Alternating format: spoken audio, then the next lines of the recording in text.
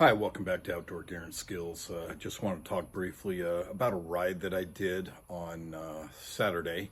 I actually went and rode up Mount Scott, which is this right here behind me. And it's a little bit hard to see from here, but there are communications towers up there. There's a fire outlook that used to have someone actually posted there so you can see a big portion of our county looking for smoke and things during fire season. Now it's all done by video camera. I've tried to get up there. There's actually gates and things blocked off. Timber companies own the property, and I'm not going to go trespass and kind of wrangle with them. But on Saturday, I went to go on a ride, and I'm pretty familiar with this area up there, and I wanted to climb 4,000 feet. And so I knew what offshoot logging roads I had to take, in addition to maybe picking up about 300 or 400 additional feet. And so I went after it, and I started just after 8 o'clock. I started later than I wanted to. And thankfully I put sunscreen on because I was out there a lot longer than I thought. And I still got a little red, but I didn't get fried like I would have. And getting out there, riding at about 8:30, I was as hot as I expected to be at about 11 or 11:30. So it was pretty dang hot. I was pretty drained. I didn't have a lot of muscle strength. I don't know if it was a combination of the heat. Maybe I didn't sleep well enough the night before, but I just was not strong. But I kept going. Talked to my buddy Eric for quite a while, and then I used my ride and my rock Spotify playlist to keep a steady rhythm. And getting up there, my first offshoot, I had to ride 1.25 miles, and it was pretty steep. And I knew that the main one I had to do was going to be much more difficult because it's a lot steeper, it's a lot longer, and I had to stop twice going up it. I just couldn't keep going. I didn't have it in me. But I'm out there doing this big climb, so I just kept after it. And as I was coming up to that yellow gate, I just started yelling out to myself, get after it, you can do it, don't punk out, just go. And I was just kind of yelling at myself to keep cranking those pedals until I got up there. And I actually ran out of water when I got to the overlook up here. And thankfully I had a mug of ice water back at the Explorer. So when I got done with the ride, I could do that. But, a couple lessons there. Things didn't work out the way I thought they would mentally. I thought I was in great shape for doing the ride. I knew what I had to do. I wanted to go after it. I wanted to break 4,000 feet.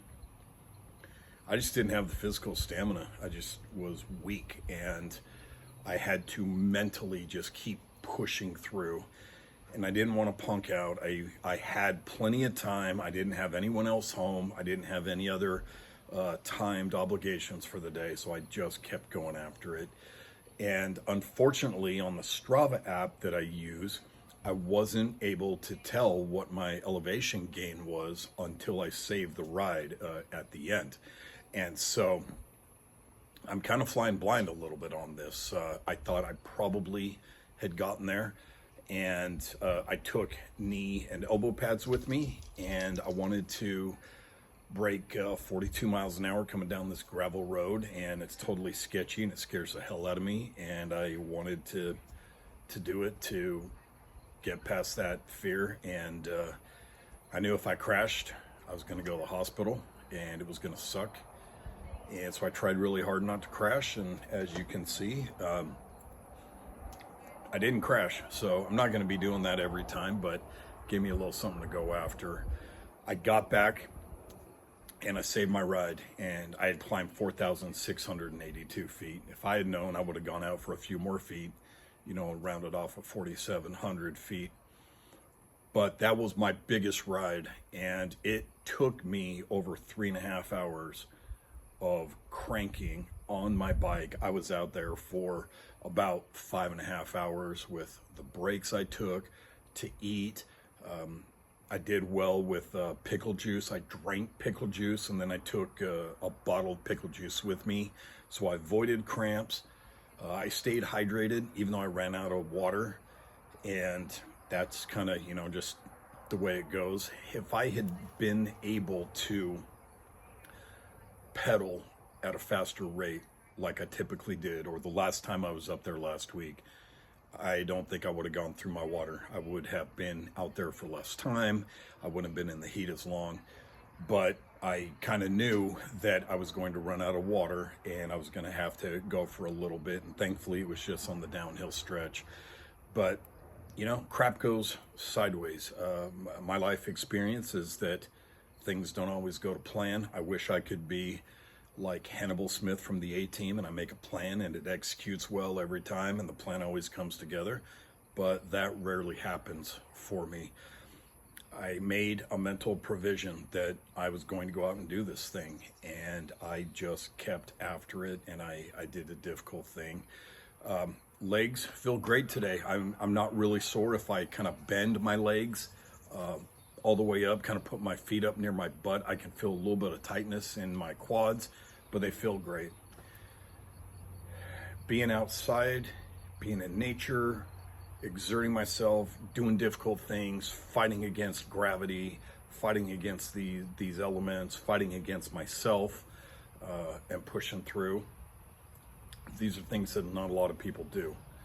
And this is very important when you might find yourself in a situation where you get lost hiking, or you're mountain biking, or something happens, or your car breaks down, or something, is that you have the mental capacity to be strong, to not panic, to stay focused, to know what you're going to do because you've already thought out what you would do and then execute that plan.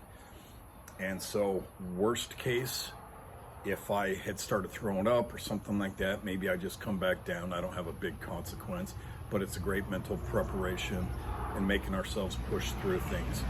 I am in my 50s, and my reality is I don't bounce back from injury fast enough. My metabolism isn't what it once was, unfortunately, and it is more important than ever that I keep going forward and moving and doing stuff to keep my body going, because I absolutely cannot afford to be sedentary and watch my life disintegrate before my eyes while I've got grandkids that need me, that want me to be with them and run around and play with them.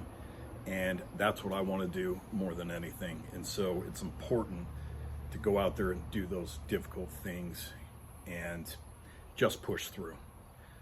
Our minds can push so much farther than when we start feeling pain. I think David Goggins says that our minds crap out at about 40%. When we're have exerted ourselves about 40% of the way, our minds crap out and say, that's it, I'm done.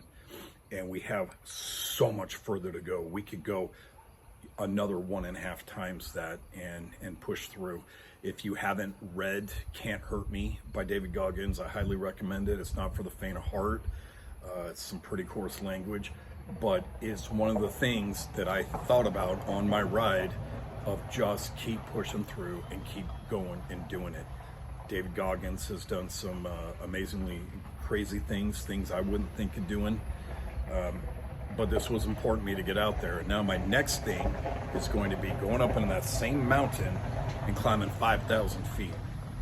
And now I have an idea of what it's going to do. And I've got to start much earlier. If I'm going to do it in the next month, I have to be riding by 6 o'clock.